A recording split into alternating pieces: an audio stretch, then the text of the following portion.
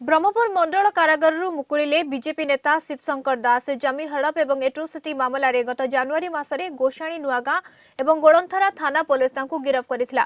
BJD ticket रे mayor होइथिबा Shiv Shankar गत 2014 निर्वाचन में बीजेपी टिकेट्रु ब्रह्मपुर विधानसभा आसन पर निर्वाचन लड़ीथिले। तेबे 2017 मसीह विभिन्न मामलें पुलिस गिरफ करथिबा बेले 2017 रे 34 मामलें जमीन पाई से जेल मुकुड़ी। एबे पुणी थरे से जेल मुकुलिबा परे तांको बासभवन को जाई तांको बीजेपी कर्मी एवं नेता स्वागत करथिले।